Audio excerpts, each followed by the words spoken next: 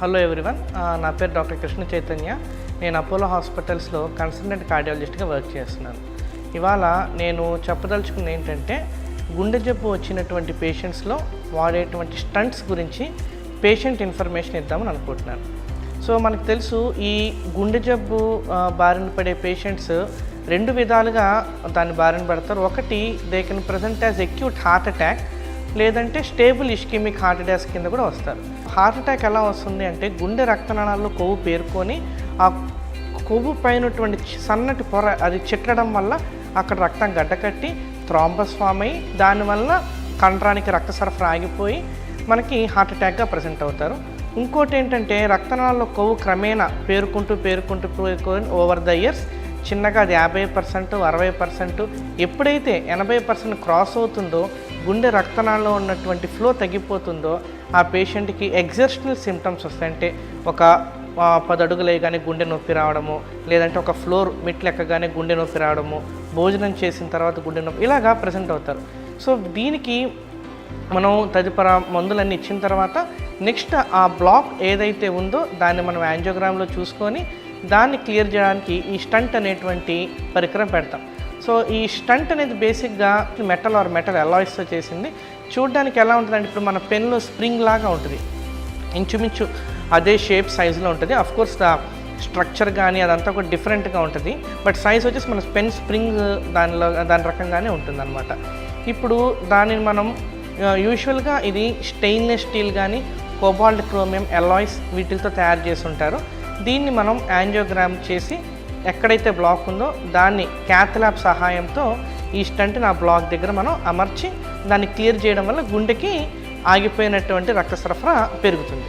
So ఈ stunt రకాలు వచ్చేసి మనకి 2 రకాలుగా ఉంటుంది. ఒకటి వచ్చేసి బేర్ మెటల్ స్టంట్స్, మరొకటి డ్రగ్ ఎల్యూటింగ్ స్టంట్స్ అని ఉంటాయి. బేర్ మెటల్ స్టంట్స్ అనేవి ఇప్పుడు ఆల్మోస్ట్ మార్కెట్లో ఎవరు వాడట్లేదు. Very rare condition, especially elderly పీపుల్లో ఏదన్నా, ఎందుకంటే బేర్ మెటల్ స్టంట్స్కి మనం 3 months యాంటీప్లేట్లెట్స్ రక్తం పలచబడే మందులు వాడుకుంటే సరిపోతుంది. సో ఏదన్నా ఎల్డర్లీ పేషెంట్స్ ఉండి వాళ్ళకి ఎక్కువ యాంటీప్లేట్లెట్స్ పెట్టకుండా 3 months తర్వాత వాళ్ళకి ఏదన్నా మేజర్ సర్జరీ ఉండి అలాంటప్పుడు మనం గుండెని సెక్యూర్ చేయడానికి బేర్ మెటల్స్ అని ప్రజెంట్ సినేరియాలో వాడుతున్నాము. బట్ ఇప్పుడు అంతా కూడా మనకి డ్రగ్ ఎల్యూటింగ్ స్టంట్స్ అంటే మందు పూసినటువంటి స్టంట్సే వాడుతున్నాం. ఈ మందు పూసినటువంటి స్టంట్స్లో వచ్చేసి రకాలనేసి మనకి బేసిక్గా అక్కడ ఉండేటువంటి మందు ఓల్డర్ జనరేషన్, న్యూవర్ జనరేషన్ మందు మారుతుంది. సో ఇంతకుముందు అయితే సిరోలిమస్ అని, ఇప్పుడు ఎవ్రిలిమస్, జోటార్లిమస్, ఇలాగా ఈ యాంటీ ప్రొలిఫరేటివ్ ఏజెంట్స్ అనేవి మనకి కోటింగ్ చేస్తాం స్టంట్స్. ఈ కోటింగ్ చేయడం వల్ల ఏమవుతుందంటే, ఈ స్టంట్ ఎక్కడైతే మనం బ్లాక్ దగ్గర అమరుస్తామో అక్కడ మళ్ళీ న్యూ సెల్స్ పెరగకుండా, ఆ స్టంట్ అనేది మూసుకోకుండా, రీస్టినోసిస్ అనేది రాకుండా మనం ఈ డ్రగ్ ఎల్యూటింగ్ స్టంట్స్ అనేవి వాడతాం. ఒకసారి ఈ డ్రగ్ ఎల్యూటింగ్ స్టంట్స్ వాడిన తర్వాత ఖచ్చితంగా యాంటీప్లేట్లెట్స్ రక్తం పలచబడే మందులు ఇదివరకు నేను చెప్పినట్టుగా క్లోపిడాగ్రిల్, ట్రాసోగ్రిల్, టికాగ్రిలాల్ ఇవన్నీ కూడా ఖచ్చితంగా 6 నెలల నుంచి సంవత్సరం వరకు వాడాల్సింది. ఏమాత్రం అజాగ్రత్త చేసినా మనకి పెట్టినటువంటి స్టంట్లో మళ్ళీ బ్లాక్ రావడము, రీస్టినోసిస్ చిన్నగా అది మళ్ళీ మూసుకుపోవడం అలాంటివి జరుగుతాయి. అండ్ కామన్గా స్టంట్ పెట్టిన తర్వాత పేషెంట్స్ మా దగ్గరికి వచ్చి అడిగేటువంటి క్వశ్చన్స్ ఏముంటాయంటే, స్టంట్ పెట్టాం కదా, మనం అటు ఇటు తిరిగితే అదేమైనా కదులుతుందా, లేదంటే ఫోర్స్గా మూవ్ అవుతుంది అని కదులుతుందా? ఖచ్చితంగా కదలదు. ఎందుకంటే ఆ స్టంట్ అనేది అట్లా ఏమి హ్యాంగ్ అవుతూ ఏమీ ఉండదు బ్లడ్ వెసల్లో. దానిని మనం చాలా హై ప్రెషర్లో ఆ రక్తనాళాల గోడలు, వెజల్ వాల్ ఏదైతే ఉందో దానికి ఆల్మోస్ట్ అతికిచ్చేసినట్టుగా మనం దాన్ని ప్లేస్ చేస్తాం. అండ్ 6 monthsలో ఎండోథీలైజేషన్ అంటే స్లోగా దాని చుట్టూ కొత్త సెల్స్ అనేవి పెరిగి ఆల్మోస్ట్ అది ఒక బాడీలో ఒక భాగంలో కలిసిపోయినట్టుగా కలిసిపోతుంది అనమాట. సో దానివల్ల మనకు అనేది స్టంట్ కదలడం అనేది ప్రసక్తే లేదు.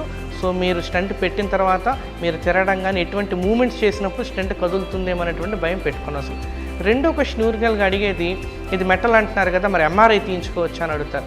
ఇది చాలా లో ప్రొఫైల్ మెటల్, ఎక్కడో బాడీ లోపల ఉంటుంది.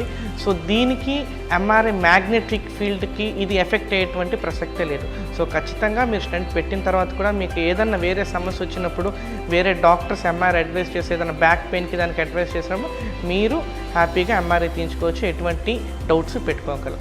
మూడోది, ఈ స్టంట్ పెట్టిన తర్వాత మేము cycling, bike riding and car driving ఇవన్నీ చేయొచ్చు అని ఇది కూడా కామన్గా అడుగుతుంటారు.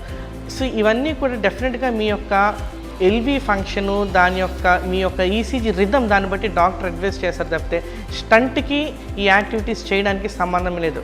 సో కాబట్టి స్టంట్ పెట్టి మీ ఎల్వి ఫంక్షను అండ్ మీ యొక్క హార్ట్ రిథమ్ అంతా కూడా మీ కార్డియాలజిస్ట్ బాగుంది అని చెప్తే మీరు ఖచ్చితంగా సైకిల్ తొక్కచ్చు, బైక్ రైడ్ చేయొచ్చు అండ్ కార్ డ్రైవింగ్ కూడా చేసుకోవచ్చు.